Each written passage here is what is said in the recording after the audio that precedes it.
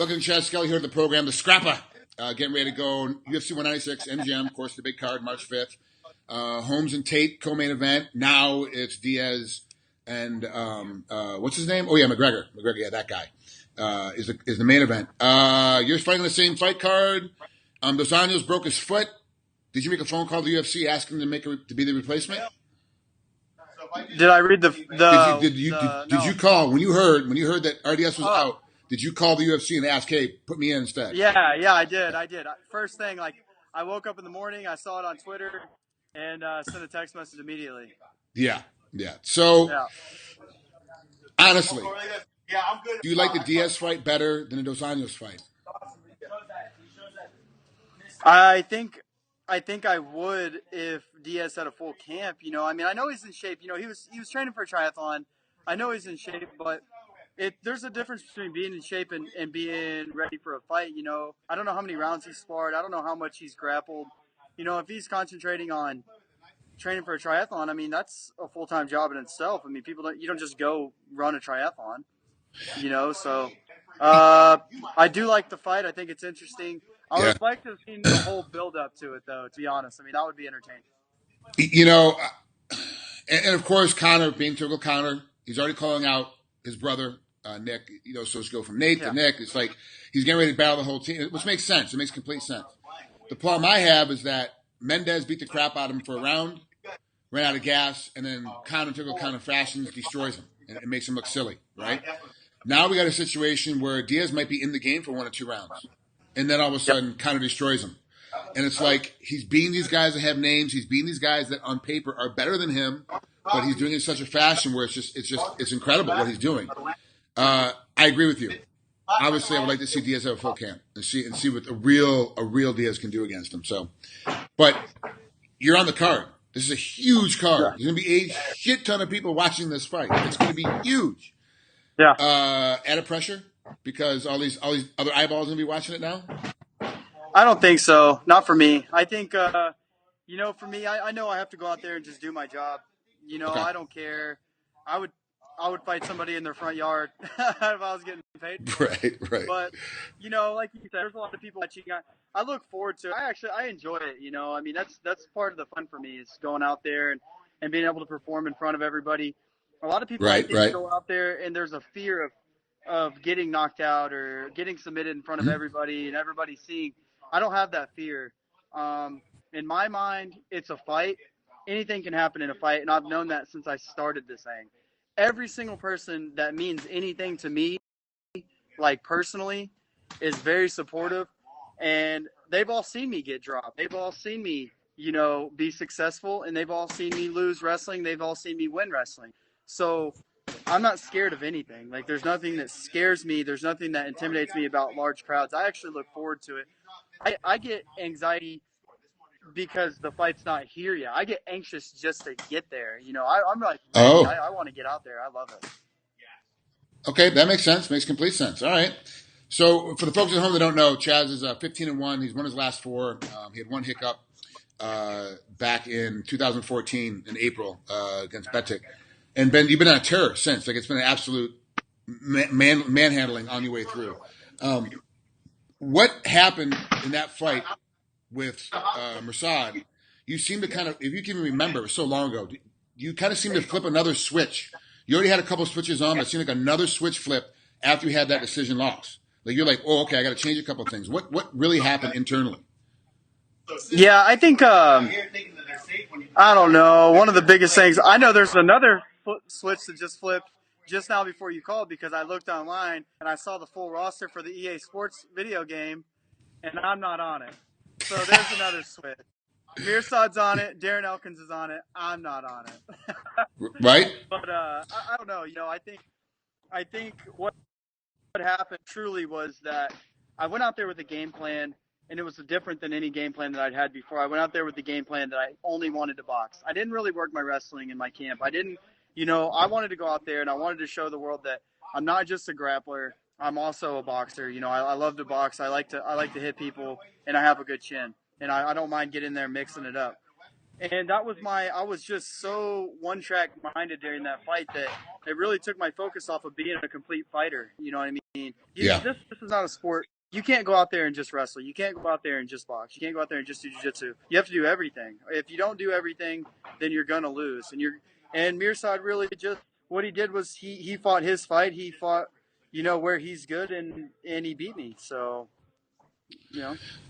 Go back to the second, the video game. To my knowledge, I think I'm the only fighter that was in the original EA game and the UFC game.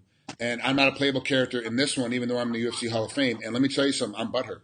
It's like you look at it, you're like, I'm in one of the other ones. Why am I not in this one? No, I get it. Maybe 4 people might play my character, my 3 sons and myself. They'll be the only 4 people that ever play that character. But it's like the honor of being in the game. Like, it's just like, come on. So I get it. Like seeing guys that you compete against and not being, and you're not in it and they are, it's got to be, it goes to ego. It goes to, look, I'm putting time into, I'm putting work into, I'm getting cracked in the jaw too. How come I'm not in the game? Like, it doesn't make any sense. Do you think with a big win over Darren Elkins, who's also in the game, that they will make you a playable character? You can download a downloadable playable character later. Do you think that they'll make you that option? Well, I'm going to make a push for it after I beat him. That's my main goal. There's 2 things I'm going to make a push for. Or there's 3 things I'm making a push for. 1, video game character, downloadable character. 2, a bonus. And 3, I want a fucking Harley Davidson like Donald Cerrone. What? How do they show up with a Harley Davidson for this guy after weigh-ins? He hadn't even fought yet. Yeah. It comes down to, honestly, in those kind of situations, it's all about entertainment value. Cerrone is polarizing. He is 100% polarizing. People love him. The American flag, I got to keep paying the fine. I'll keep paying the fine. This is what I'm going to do. I don't care kind of thing. It's that entertainment value, which really gets me into Cerrone's a bad example because he can fight and he can talk. Conor McGregor's a bad example because he can fight and he can talk. It's those guys that can only talk. Yeah. And then the problem is with the guys that the reason why we watch the sport is actually for the fights, is the guys that can only fight and they can't sell. And you're kind of caught in that middle group where you can talk pretty good, but you're not a shit talker. Like, you're not going to go out there and attack somebody, and that's what the fans want to see. Yeah. But you can still fight. So it's like you're kind of caught in that little weird spot. Is there some conversations in your camp where you're like, I got to be more entertaining? Like, I got to do stuff outside of the fight that's more entertaining? Well, yeah, I think with the opportunity, I am pretty entertaining. Like, I'm the type. I'm super goofy. I'm real goofy. I like to joke around a lot, man. I'm pretty much 99% of the time not serious, and I'm very witty as well. I think a fight with somebody. I think after I get this one and I'm a little higher up, a little higher profile, where I'm in front of the microphone, I have an opportunity to talk, I think that people will start personality and like a little bit more. But I just haven't, I really haven't put myself out there as much as I should, and that's a downfall. I think I need to start being a little more marketable for sure. Absolutely, and like I've always said, I think a lot of fighters could really use going to acting class. Like, you really could use. It could help quite a bit. It's a little expensive in the beginning, but it's going to pay off so much more in the end because you know how to talk to cameras, you know how to pitch a speech now, you know how to talk to crowds, and you can sell stuff. Like, and that's the thing is, like, not only being able to sell, in UFC's case, Reebok, but being able to sell whatever your mom and pop place is that comes to you outside the game and being able to sell yourself. Like, it's all about that entertainment value, how you do it, whatever's your personality. Like Conor, he had something. He's throwing gang signs with one hand and making animal things with the other hand. Like, that was, to me, was ingenious. I was laughing my ass off as I'm watching the press conference. And I'm a guy that always picks against Conor, but I'm still watching everything he does. It's just one of those things. Yeah. Now I'm picking against him because I'm trying to win my money back. I keep betting and losing. Now I'm like, I got to keep going on the hole because I'm so far behind. I got to catch up. So, I also lost. He cost me some money in the Jose Aldo fight. So right. I need to get that back. Speaking of acting, though, prepare to be amazed. 8th grade, I was in a play, All-Star Actors Award, UIL One Act Play. See, you've already got it. Now you got to hone it. I'm already doing big things, You got it. Well, it's like punching a guy in the head. It's a skill that will go away if you don't practice it. So you got to keep practicing it. It'll definitely go away. You don't use it, you lose it. Yeah, exactly. Well, let's talk about Elkins. All right. How take the entertainment factor out of it, take the talk out of it. How am I going to be entertained when I'm watching this fight? You know, I think one of the most entertaining things that we're going to bring to the table is that Elkins is a guy that likes to get the fight to the ground. Okay. Now, if he wants to stand and box, that's awesome with me. I mean, that's great. If he wants to stand up and strike, I'll do that the whole fight if he wants to. If he wants to take it to the ground, I think that that's where you're going to get your entertainment value out of this fight, because for me, I'm a scrambler, and I'm also a very good grappler. And I know that with his cardio and his style, if I force the space and I force the scrambles, he's going to try and scramble with me. And it could be a very, very good war of attrition on the ground, I believe. You know, I think if he tries to keep up with me in the scrambles, he's going to find himself in a lot of bad positions. But I think he'll be able to work out of a lot of those positions. And you know, he's a good guy. He's been in there with some of the best. So this is a fight that I plan on being a very long, exhausting, you know, just war of attrition. Whoever imposes their will, I think, is going to win this fight. And those can be like super exciting, or they can be super boring fights, because then you got to stabilize the control and stall. I don't want to be bored. Like, I don't want to watch a fight where I'm going to be like, crap, man. Because I love the technical game. So, like, I'm going to watch the technical game. So I won't be bored, because I know the little nuances of the little, he's moving his hip. I know what he's trying to get to. I know what he's trying to move his arm. I get that. Most of the fans at home don't get that. They're going to need to see constant Tasmanian devil type action, like constant movement to make it exciting. Is this fight going to be hard to make that happen, to make that constant motion? Or do you see it being really one person slowing the other person down and just kind of sitting still? No, I'm a mover, baby. I don't like those stalemate positions. I'm the type of guy that I'm always looking for finishes, and I'm always creating space. So the only way that I could see this being boring is if he somehow landed on top and tried to just hug me, you know, just keep a solid base. I'd still be able to get up and create scrambles and create space, though. I mean, I'm really good from there, you know. I don't see this being a boring fight at all, honestly. I don't. You know, I mean, there will be some cage fighting. There will be some working for takedowns. And there will be some positions that probably it's not just action-packed the entire fight, but it's going to be a very, very high-paced fight, I promise. I know it nice. is. I think with both of our styles, it's impossible not to be. Where's your fight on the fight card? What portion of the fight are you? Prelim on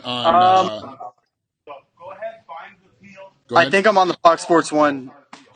That's right. Fox Okay. Sports 1. It's the sometimes I don't get the right sequence. All we definitely know is the main event and the co-main event. Sometimes I don't get the right sequence of where the fights are. And being on Fox Sports 1, in the beginning when they first did the Fox card, was kind of hurting people, because there weren't that many people that had Fox Sports 1. It just wasn't a channel that a lot of people had. Now it seems like, you know, a couple million people are watching the prelims. You know, which is it's almost better. Okay, yeah, I get it's Conor McGregor. I get there's going to be 1.5 million, million 1 people tuning in. Add Holly Holm, 1.3 million people watching the pay-per-view portion. But Fox Sports 1, I think, and I could be wrong, and believe me, someone's going to text me and tell me I'm wrong when this video airs, that the Fox Sports 1 card actually has more eyeballs on it. You know, there's more people tuning in the Fox Sports 1 card than actually watching the pay-per-view, just because of finances, just how it works. So, yeah, it's good for you, man. It's going to be great. I'm excited about this fight. You know, that's why I was excited. That's why I kept blowing you up to get the interview, because I'm actually excited about this fight. I wanted to get you on, because I think it's going to be a lot of action. I really do see it going to be, you know, Mr. and Mrs. Tasmanian Devil, you know, in an argument with each other, running around the cage, and it's going to be whoever wins by attrition. You know, it's a tough fight for me to pick, you know, from who's going to win, who's going to lose, but it's going to be high action the entire time. I can't wait to watch it. Yeah, I hope so, man. That's what I'm going out there for. Honestly, I hope for a 10-second knockout, but of course.